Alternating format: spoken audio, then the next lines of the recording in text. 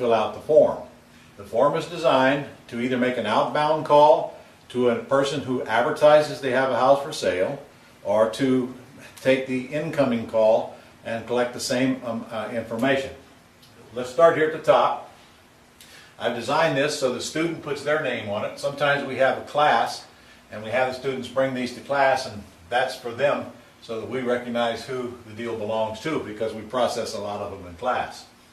I want the owner's name up here and the owner's cell phone and the evening phone, because yes, people still do have home phones, and if we can't reach them on one, we want to get them on the other. It's always good that we capture the source of where the call came from, so we'll know what advertising is working, so that if you're making an outbound call, put the publication, put Craigslist, put the newspaper or whatever right there. Of course, the date, and then obviously we have to have the address in the city, and I like the area of town that the property is located in.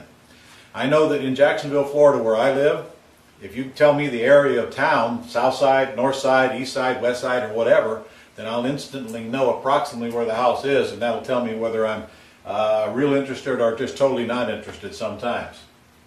Over here, now here's where you see the stars. Wherever you see a star, it is critical that we get the information. If you see a star and we do not get that blank filled in, then this sheet is worthless. Without these stars filled in, we got no place to go, except somebody's got to get on the telephone, call the seller back, and get the information filled in, because we can't process the lead. We're starting right here with asking price. You must ask the seller, what are you asking for the house? And if you get a flack on that, you got to keep asking them, what are you asking for the house? Sometimes the seller will say, I don't know, come on out and make me an offer. I can't come out and make you an offer. My boss can't come make you an offer till we know what you're asking. What are you asking for the house? And you have to keep pushing on that until you get an answer. And then if you just can't get an answer, well, okay, how about $1? And of course they'll say, no, I got to have at least blank, and now you got your answer.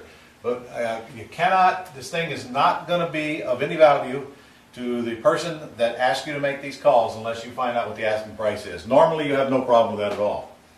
Now the seller, I want to know the seller's estimated value. In other words, what do you think the house would appraise for if we had it appraised? Let them tell you what they think it's worth, and that blank must be filled in. Now the next one down here is not necessarily for the virtual assistant to ask, but either the virtual assistant or the real estate investor has to go do a little bit of work and find some comps or some comparable sales on the property, so that we'll know whether the seller's asking too much or too little based on what we think the property's worth. So you real estate investors, that might be up to you, or you can train your virtual assistants on what sites to go on to and spend a little time with them to let them bring you the top 2 or 3 comps that they can find. Sites like Zillow.com, for example. So again, this line you need, but it may not be done by your VA. That's entirely up to the investors. So got to have the asking price and got to have the seller's estimated value. Now, you'll notice this oblong block here. This is pretty important stuff, because we can't go anywhere if that blank is not filled in. Now this is the information about the loan. Notice the star. I must have the loan amount. Cannot do anything without the loan amount. This is a totally worthless piece of information without that filled in. I don't much care about the lender, but if they know it, get it. I don't much care about the rate, but if they know it, get it. But I am very critical about the payment. So the 2 most important numbers on here are the loan amount and the payment. I can't do anything without them. So you have to keep pressing until you get that answer. Now sometimes they'll say, well, we don't think that's any of your business. Well, there's a script that your real estate investor can provide to you that'll overcome that objection. And it wouldn't do any good for me to repeat it here now, but it's in the system where this property information sheet came from. And it goes something like, well, listen, sometimes I pay cash, and sometimes we take over debt, sometimes we lease purchase. But to do any of the above, I must know what's owed on the house to determine whether I would be interested in purchasing it or not. So that's the long and the short of it. What do you owe? And if you cannot get an answer to that question after you ask a couple of times, then you just write on here, seller refuses after 3 attempts. your investor must know that you tried hard to get that answer. And if you do try hard and you do put that down, then they'll know it's probably a waste of the time for them to follow up. But I'm telling you, they're not going to trust your answer unless you can convince them that you tried hard and the seller just totally flat refused. A seller that will not give us the loan amount is a seller we're not buying a house from. Totally unmotivated seller. Now also down here, you notice is the payment PITI. That stands for principal, interest, taxes, and insurance. Most of them are.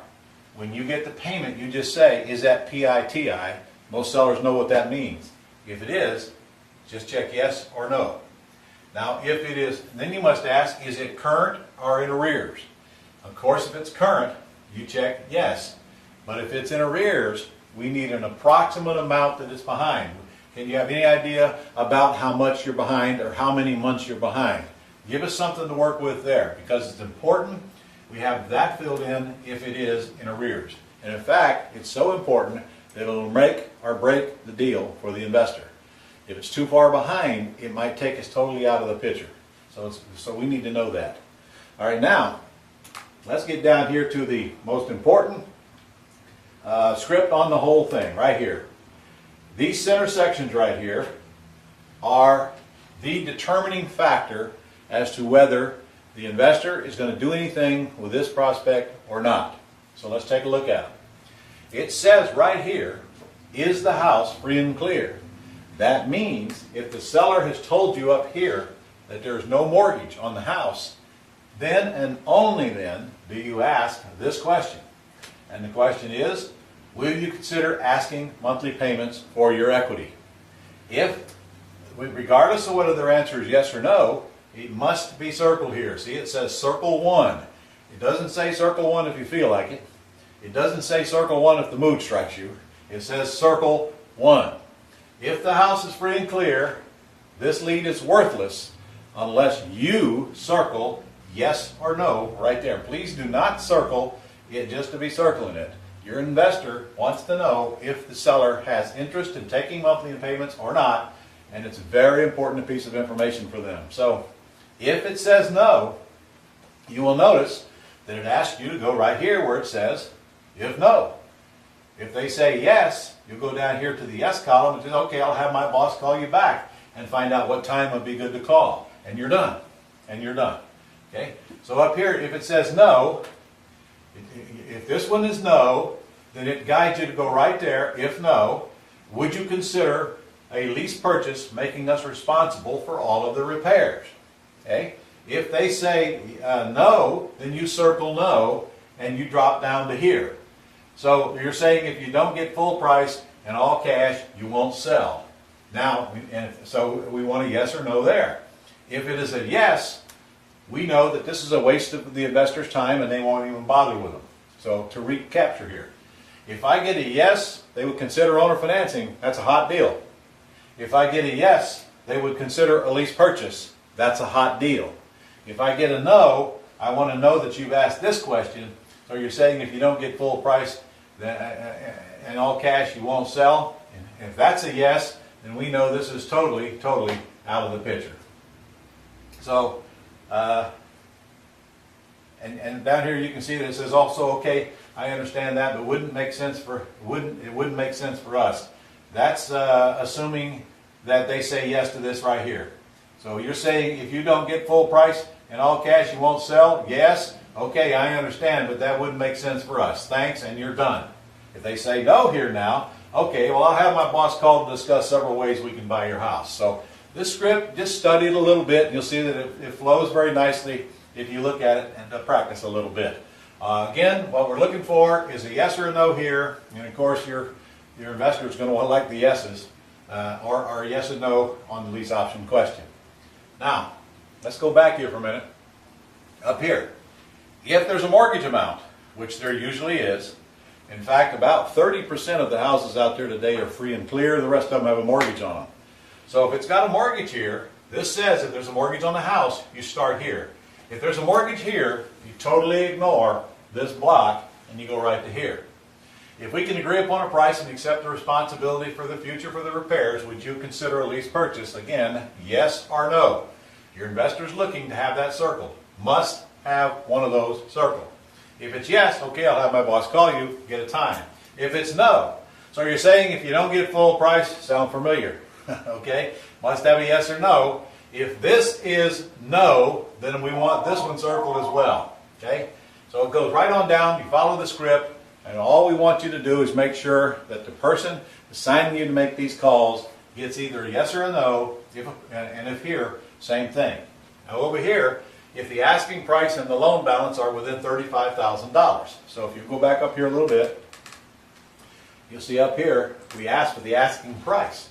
Okay, so if that asking price, let's say that's $200,000, and the loan balance down here is $175,000, then that will trigger you to go here. Will you sell the house for what you owe on it? Yes or no?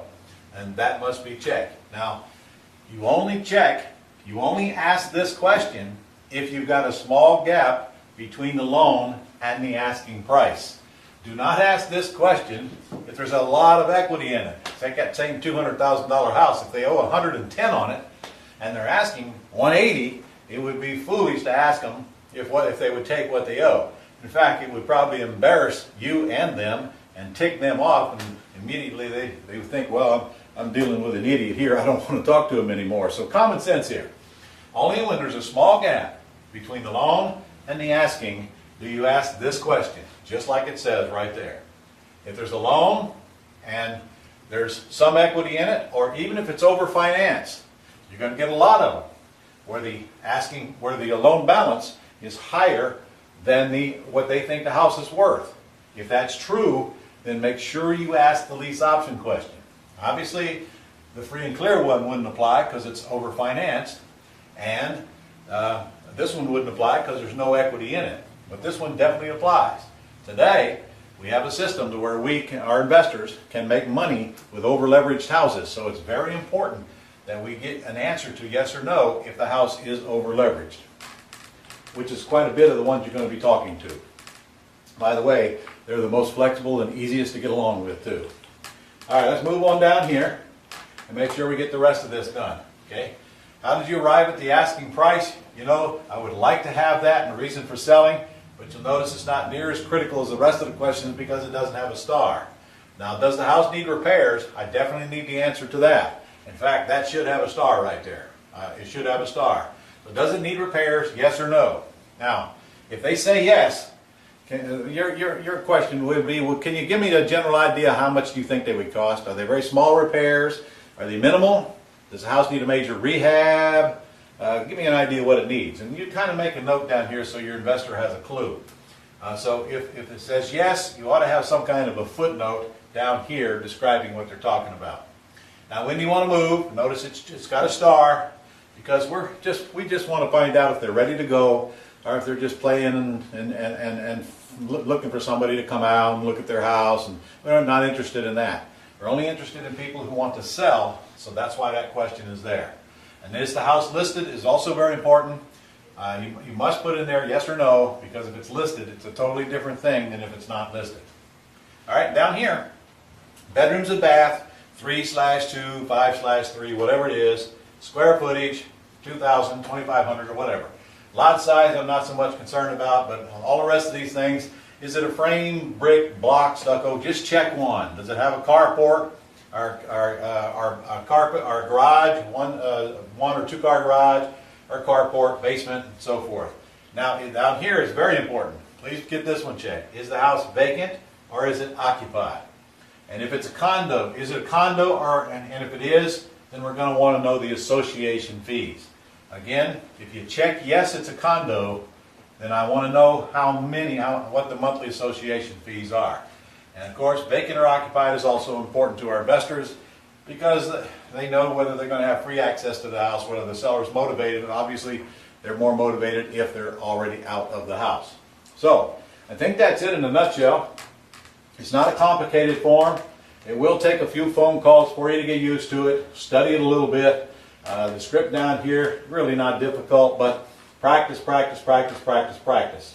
Remember, your investor wants the form completely filled out, the best you can do, but I will tell you, if you get a no, they will not own or finance, and they know that they will not do a lease purchase, then I wouldn't spend a whole lot of time collecting this information down here. I still would want the bedrooms and the baths and the square footage, and maybe check whether it's a brick or block, but don't waste any time down here, because if you get a no-no at the top, it's very likely that your investor is not going to be able to do anything with this project at all. So I hope that kind of clarifies how important this thing is. Again, this is the heartbeat of the business. Without it, there's nowhere to go from there, so it's up to you to get it completely filled out. And then if you have any issues with that, then talk to the person who assigned you to the task and work them out and go back and forth until you get it. And you are going to have trouble reaching some people, of course. You're going to have to make 2 or 3 calls. So what I would suggest you do is that you call in the evening between 6 and 9. It's usually the best time to get people home. And if you don't get them, then I try in the AM. Of course, some people are home in the morning, they're not at night.